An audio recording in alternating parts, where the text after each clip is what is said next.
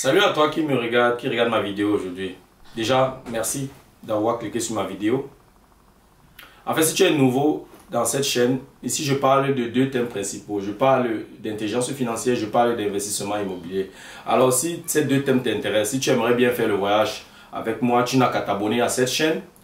Et voilà, n'oublie pas de cliquer sur la cloche de notification pour être informé lorsque une nouvelle vidéo sera en ligne. Voilà, si après la vidéo, tu constates que tu as beaucoup appris et que ça t'a vraiment plu, tu peux la partager. Tu peux également me recommander auprès de tes proches.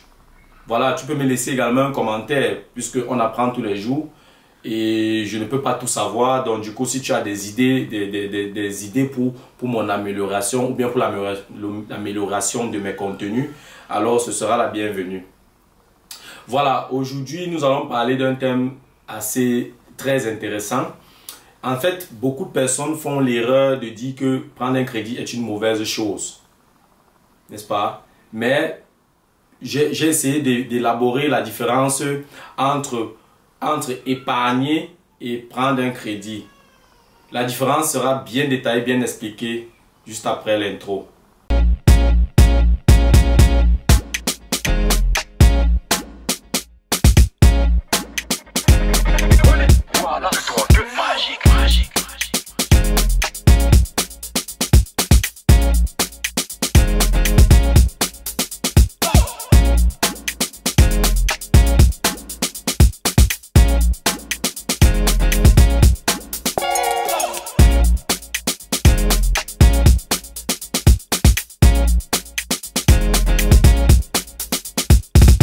Oui, beaucoup de personnes pensent qu'ils vont atteindre leur liberté financière en passant par l'épargne. Beaucoup de personnes pensent également que le crédit est une mauvaise chose. Le problème n'est pas le crédit, le problème c'est ce que j'en fais. Si je prends un crédit pour m'acheter un nouveau véhicule ou alors pour m'acheter les meubles, pour m'acheter des appareils, là c'est un mauvais crédit, c'est un crédit de consommation. Si je prends un crédit bancaire pour aller me faire plaisir, pour aller en vacances, c'est un mauvais crédit, c'est un crédit de consommation. Mais si je prends plutôt un crédit pour investir dans l'immobilier, alors c'est un bon crédit. Ici, j'aimerais vous parler, je vais essayer d'expliquer la différence entre l'épargne et le crédit. Ici, je présente deux courbes. Nous avons deux courbes. Du côté gauche, on a une courbe bleue qui décrit l'épargne et on a une courbe rouge qui décrit le crédit. Commençons par la courbe bleue, c'est-à-dire la courbe qui décrit l'épargne. Nous voyons sur l'axe des ordonnées, nous avons la valeur monétaire en euros. Nous avons la durée sur l'axe des abscisses qui va de 2020 à 2050, c'est-à-dire 30 ans. En fait, quand j'épargne, je roule avec le vent de face. N'est-ce pas? Analysons donc la courbe. La courbe, elle est naturellement montante. En fait, tu as un plan d'épargne. C'est-à-dire que tu peux souscrire une assurance vie quelque part où tu dois payer un montant chaque mois.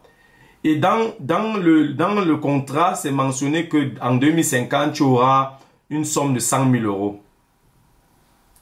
Donc, si on observe donc la flèche rouge qui décrit donc l'inflation et la flèche verte qui matérialise ma direction. C'est-à-dire que mon objectif, c'est d'atteindre les 100 000 euros en épargnant chaque mois. On voit très bien que l'inflation m'empêche d'atteindre mon objectif. L'inflation freine mon évolution. L'inflation réduit la valeur de l'argent que j'épargne.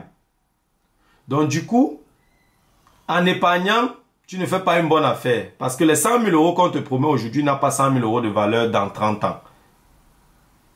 Donc c'est une erreur stratégique de croire que tu vas atteindre ta liberté financière rien qu'en épargnant.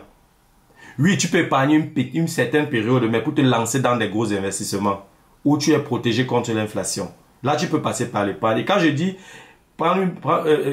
épargner, tu peux prendre de 0 à 5 ans. À plus de 5 ans, déjà, l'inflation aura un effet assez considérable sur ton épargne.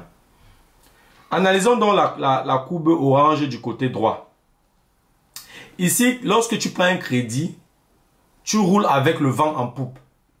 Qu'est-ce que ça veut dire? Si on considère l'axe des ordonnées qui est la valeur du bien en euros, c'est-à-dire que tu prends un crédit immobilier, la valeur du bien en euros du côté sur l'axe des ordonnées et la durée sur l'axe des abscisses qui va de 2020 à 2050, de la même façon comme le plan d'épargne. Alors nous voyons que tu obtiens le crédit bancaire, le crédit immobilier en 2020. C'est-à-dire que la banque met les 100 000 euros à ta disposition pour l'achat d'un bien. C'est vrai, tu as un apport personnel.